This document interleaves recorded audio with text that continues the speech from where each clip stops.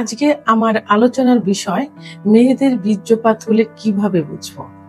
দেশের এবং প্রবাসের ভাই বোনদের প্রতি সালাম। আসসালামু আলাইকুম। আমি প্রভাষক ডাক্তার রিক্তা পারভিন, হোমিওপ্যাথি এবং আয়ুর্বেদিক চিকিৎসক, চেম্বার সেবা হোমিও কমপ্লেক্স অ্যান্ড সেবা ডিজিটাল ল্যাব, উপজেলা মডেল মসজিদের পূর্ব পাশে, শিমুলিয়া, মাগুরা। আজকে আমার আলোচনার বিষয় মেয়েদের বীর্যপাত হলে কিভাবে বুঝবো। অনেক পুরুষ কমেন্ট করে থাকেন, অনেক স্বামী কমেন্ট করে থাকেন যে তার স্ত্রীর বীর্যপাত হয়, আমরা কি করে বুঝবো। মেয়েদের বীর্যপাত এটাকে কি বলে? এটাকে ফিমেল ইজাকুলেশন বলে, অর্থাৎ এটা মেডিকেলের ভাষায় ফিমেল ইজাকুলেশন। যৌন উত্তেজনার সময় যোনির ভিতরে থাকা যে স্কিন থাকে, সেই স্কিন গ্রন্থি থেকে তরল রস বের হয়ে আসা, এটাই হলো বীর্যপাত। এই বীর্যপাতের মহিলাদের যে বীর্যপাত, এই বীর্যপাতের কালারটা অনেক সময় কিন্তু স্বচ্ছ হয়ে থাকে, পোশাক মিশ্রিতর মতো হয়ে থাকে, পোশাকের মতো হয়ে থাকে। আবার অনেক সময় কিন্তু দুধের মতো সাদা হতে পারে। মহিলাদের যে বীর্যপাতটা হয়ে থাকে সেটা কালারটা দুধের মতো সাদা হয়, অনেক সময় পোশাকের মতো কিন্তু হয়। তাহলে আমরা কিভাবে বুঝবো যে মহিলাদের বীর্যপাত হয়েছে? তো এই বোঝার কিছু উপায় আছে। উপায়টা হলো যে হঠাৎ করে দেখা যাবে যে যোনিপথের ভিতর থেকে তরল রস নিঃসরণ হচ্ছে।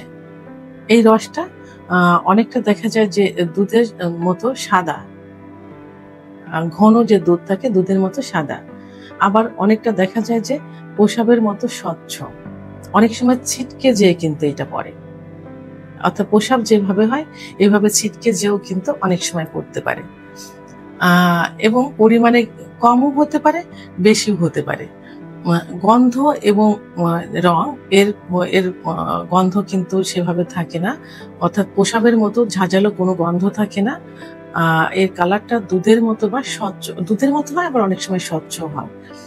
আর এর অনুভূতিটা কিরকম হয়? অর্গাজমের সময় বোঝা যায় যে মেয়েদের যখন বীর্যপাত হবে তখন বোঝা যায় যে এরা চরম সুখ অনুভব করছে, অর্থাৎ অর্গাজম, অর্থাৎ চরম সুখ অনুভব করে। কেউ দেখা যায় যে বেডে একদম নিস্তেজ হয়ে ক্লান্ত হয়ে পড়ে থাকে। আবার কেউ বিভিন্ন ভঙ্গি দেখায়, তার পার্টনার স্বামীকে জড়িয়ে ধরে। অনেক সময় দেখা যায় যে হাতে মুখে কিন্তু কামড় মেরে দেয়। আবার অনেক সময় উচ্চ স্বরে কিন্তু উহা শব্দ কিন্তু করতে থাকে। এগুলো থেকে কনফার্ম হওয়া যায় যে তার ওয়াইফের বীর্যপাত হয়েছে। অর্থাৎ এটি কি সবার ক্ষেত্রে হয়? অনেকের কিন্তু প্রশ্ন থাকে যে এটা কি সবার ক্ষেত্রে হয়ে থাকে। আসলে এটি সবার ক্ষেত্রে হয় না। শতকরা দেখা যায় যে 10 থেকে 15 জনের মধ্যে এটি হয়ে থাকে। কারণ মহিলাদের সেক্স কিন্তু লুকায়িত থাকে। তাদের সেক্স উত্তেজনা উঠাতে সময় লাগে। কোনো মেয়েদের দেখা যায় যে 10 থেকে 15 মিনিট সময় লাগে, কোনো মেয়েদের 30 থেকে 35 মিনিট সময় লেগে থাকে। তো অনেক স্বামীর পক্ষেই কিন্তু এই সেক্স উত্তেজনা উঠানো বা অর্গাজম বা বীর্যপাত ঘটানো কিন্তু সম্ভব হয় না, কারণ অধিকাংশ পুরুষেরই কিন্তু অল্প সময়ের মধ্যে বীর্যপাত হয়ে যায়। তাদের যখন বীর্যপাত হয়ে যায় ঠিক সেই মুহূর্তে দেখা যায় যে তার স্ত্রীর শুরু হচ্ছে, মানে তার ভিতরে অর্গাজম আসছে, কিন্তু এর ভিতরেই তার স্বামীর বীর্যপাত হয়ে যায়।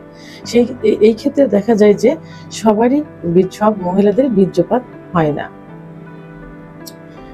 মেডিকেল ভাষায় এটা ক্ষতিকর কিনা? না, এটা মেডিকেলের ভাষায় এই বীর্যপাতটা কখনোই ক্ষতিকর না, কারণ এটার গন্ধ আলাদা, এর গন্ধ থাকে না, আলাদা কোনো রং থাকে না, সেহেতু এটা ক্ষতিকর না। ক্ষতিকর তখনই হবে যদি তার মানে আলাদা একটা গন্ধ হয়, মানে আষ্টে আষ্টে মাছের যে একটা গন্ধ থাকে এরকম একটা গন্ধ যদি হয়ে থাকে, এবং যদি সহবাসের সময় ভিতরে বীর্যপাত হওয়ার পরে যদি জ্বালাপোড়া করে, ব্যথা অনুভব করে, এবং যদি সেখান থেকে রক্তের মতো কিছু লালচে বের হয়, তখনই এটা ক্ষতিকর হয়ে থাকে। তো আর নর্মাল ভাবে এটা ক্ষতিকর নয়, এটা সুখটা বয়ে আনে, স্বামী স্ত্রীর সম্পর্কটা আরো মজবুত করে, ভালো করে চাহিদাটা স্ত্রীর প্রতি স্বামীর চাহিদাটা বাড়িয়ে দেয়, স্বামীর প্রতি স্ত্রীর চাহিদাটা বাড়িয়ে দেয়। ইসলামিক এবং সামাজিক দৃষ্টিকোণ থেকে কি বলা হয়েছে, যে ইসলামিক দৃষ্টিকোণ থেকে যদি মহিলাদের বীর্যপাত হয় তাহলে এটি হাজ্জাতুল আকবর অর্থাৎ ফরজ গোসল করার। তো অর্থাৎ এটা হইলে ইসলামের দৃষ্টিকোণ থেকে অবশ্যই ফরজ গোসল করা তাদের জন্য ফরজ হয়ে যায়, অর্থাৎ গোসল করা তাদের জন্য ফরজ হয়ে যায়।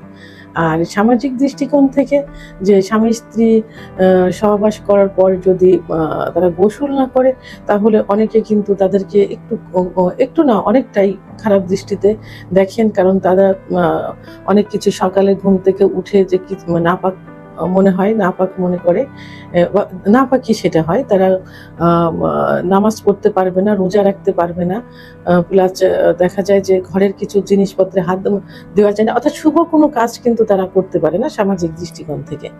তো এই জন্য ইসলামিক যে নিয়মটা আছে সেই নিয়মটা সহবাসের পর স্বামী স্ত্রী বীর্যপাত হওয়ার পরে অবশ্যই গোসল করে নিতে হবে, তাহলে সামাজিকভাবে এবং ইসলামিকভাবে সে সুস্থ এবং স্বাভাবিক থাকবে।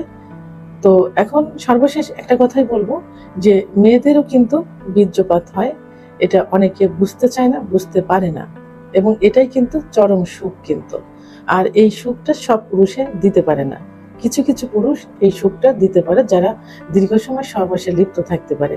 আর এই বীর্যপাত ঘটানোর জন্যই কিন্তু মেয়েরা দীর্ঘ সময় সহবাস করাকে পছন্দ করে, দীর্ঘ সময় ফোরপ্লে সহ দীর্ঘ সময় সহবাস, কারণ দীর্ঘ সময় সহবাস করলেই সেই মহিলাকে বীর্যপাত ঘটানো সম্ভব হয়, এবং তখনই স্বামী স্ত্রীর সম্পর্কটা মধুর হয়, এবং সে মেয়েটা তার স্বামীর কি থাকে, বাধ্য থাকে, কারণ মেয়েরা টাকা পয়সা বাড়ি গাড়ি কিন্তু চায় না, চায় স্বামীর ভালোবাসা।